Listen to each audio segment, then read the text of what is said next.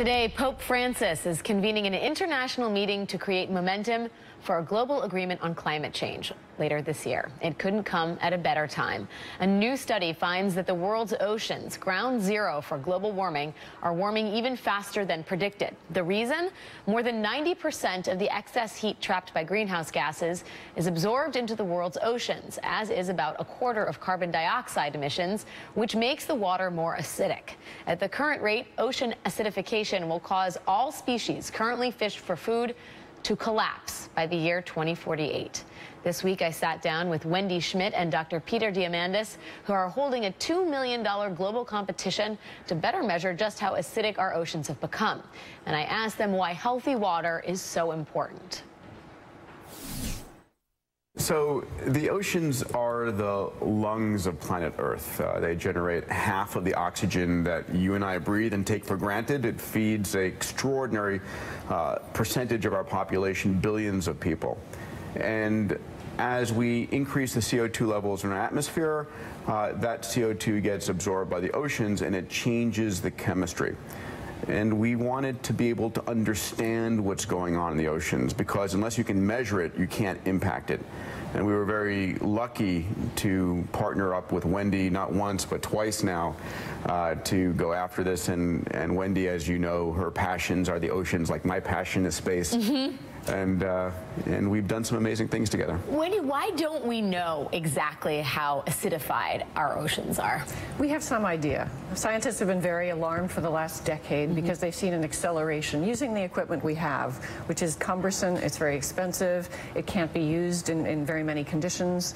And so there's a vast amount of the ocean where we have very little information, except since ocean acidification is invisible, unlike an oil spill, it is something you can only judge by the effects. And so we have some data, we have some recognition that we see shellfish having trouble making their shells, we see coral reefs in trouble, we see the collapse of populations of oysters and shellfish populations. This tells us something is going on. And so scientists really need instruments to help them gather a lot of data at all kinds of depths, in all kinds of circumstances, cold water, shore, close to shore, far offshore, all of those things. So we designed this competition under the advice of a lot of marine scientists who told us, we need these devices. Can you help us? When you look at the numbers around what's happened to the oceans, they are staggering. To Wendy's point, coral reefs have declined by 40% worldwide. When you look at what we're putting in the ocean, Peter, 8 million tons of plastic are dumped in the ocean every year. That's equivalent to 5 grocery bags per foot of coastline around the globe. I mean, how did it become that our oceans are a dumping ground for either waste from carbon or actual waste? Yeah, it's convenience, it's out of sight, out of mind, it's the tragedy of the commons. You can give it lots of different names, but the fact of the matter is the oceans are fundamentally critical to our survival. And so one of the things at the X Prize, we've made a commitment to doing a series of ocean X Prizes. We've done 2 so far. We want to do many more, or at least 5. And so we're looking for the best ideas. Where should we be launching X Prizes in the oceans?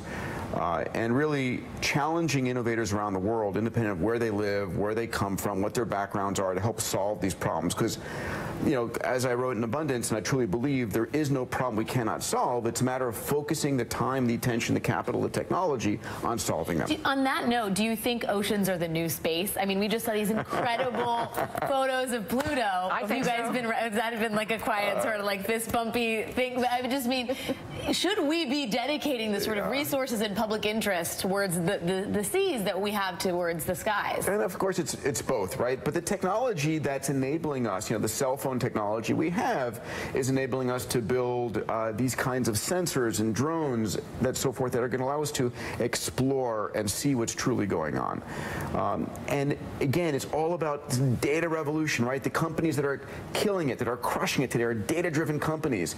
We need our oceans to be data-driven. We need to understand what's going on, and when we make a change, is it improve or not the ocean health of our planet? We're saying that we, unlike space, get a lot of our food from the oceans as well. I mean, all respect to the stars and the planets, but it's a life force. It supports millions of people. I think 3 billion people rely on ocean food for animal protein. And then you look at the statistic that all species, stocks of all species currently fished for food, are predicted to collapse by the year 2048, which is 33 years from now. I mean, that is well within our own lifetimes, Wendy. I mean, are we reacting to these statistics with the appropriate amount of alarm? The oceans have been under attack significantly, I would say, for at least the last half century. And the problem is people don't understand our relationship to the oceans. They see them from 35,000 feet, or they see them from the shoreline. They don't understand that intimate connection. So part of what we're trying to do with these prizes is to create the conversation, you know, to bring all kinds of players into this contest. Wendy Schmidt and Peter Diamandis, great to see you guys. A pleasure. Thanks for your time. You can find out more about the contest and how you can fight ocean acidification at oceanhealth.xprize.org.